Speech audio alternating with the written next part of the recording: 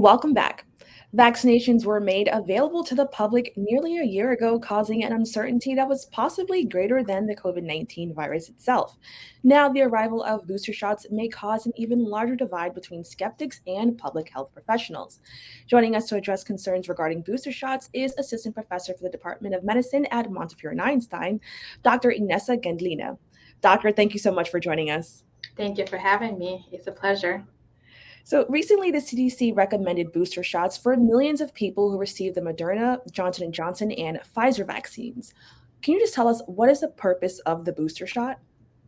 Sure, that's a great question. There's quite a bit of confusion between the third shot and the booster shot. So I'm going to actually take us back and say that we call somebody who's fully vaccinated is somebody who has received the initial fully prescribed series of vaccines. So it's the two mRNA vaccines for either Moderna or Pfizer and the one dose of J&J vaccine. So anything that comes after that initial series is extra. So for people who have pre-existing medical conditions who are immunocompromised, that third dose, what we call the third dose, comes about a month after completion of series.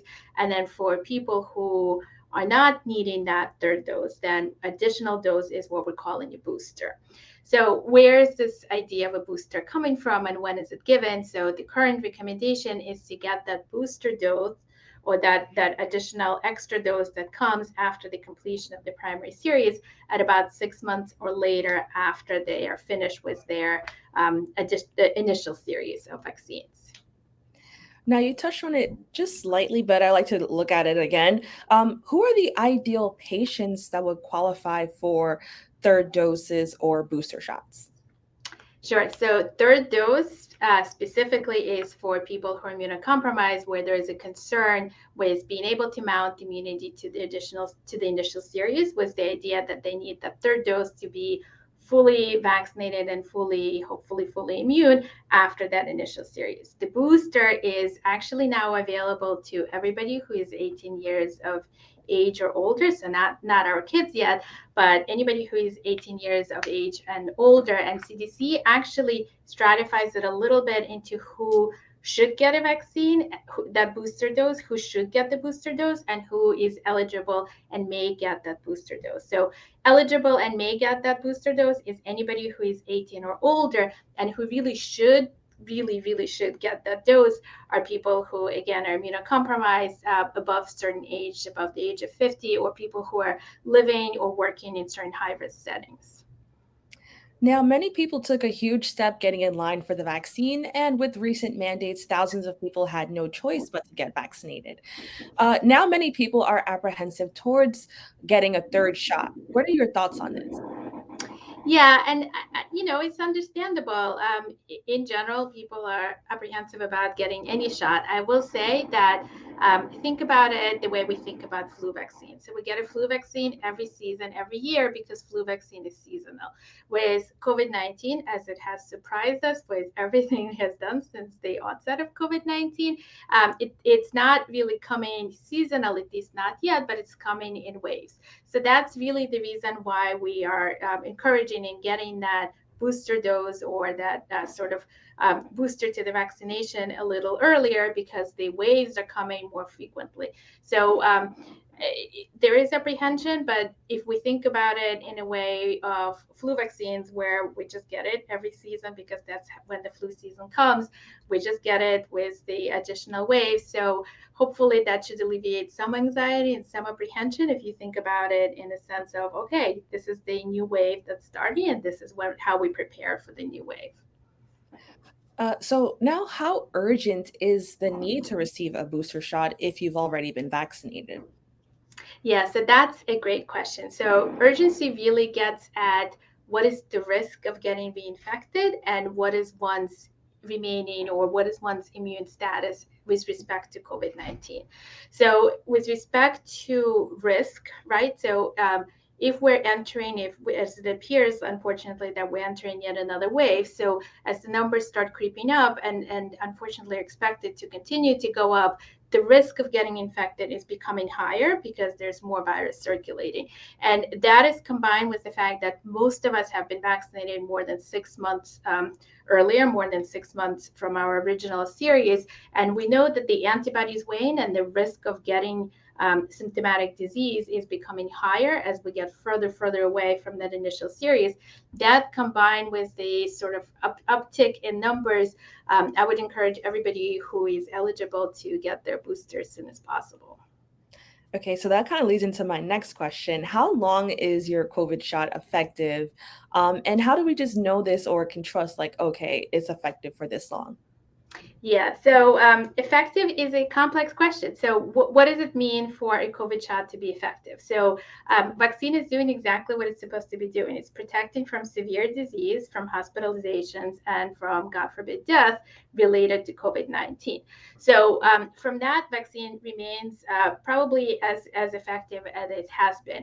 The numbers that we're starting to see a little bit less in an efficacy in having that symptomatic disease. So somebody who actually gets infected, is exposed to the virus, gets infected with the virus, is whether they're going to have symptoms and how symptomatic their disease is going to be. So that is what we're looking at, the how long the vaccine is effective, and that's where we start seeing the vaccine efficacy starting to come down as the time goes on. Now, is someone still considered fully vaccinated without a booster? Yes, so that's a great question. The answer is yes. The fully vaccinated definition remains the same from CDC. It's the completion of that primary series. And it actually makes a lot of sense from the clinical and scientific standpoint because we know that that vaccine is still protecting against severe disease and having to be admitted to the hospital. So, right now, there aren't any mandates for a booster shot. So, how should someone determine if getting the booster shot is right for them?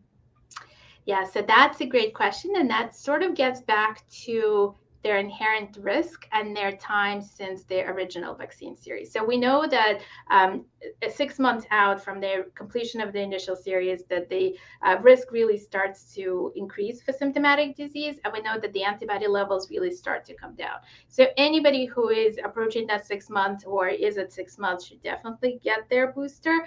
And then combined with the fact that the overall numbers are starting to creep up. So anybody who maybe thought, oh, well, the numbers are low and maybe I can wait a little bit longer, now is the time.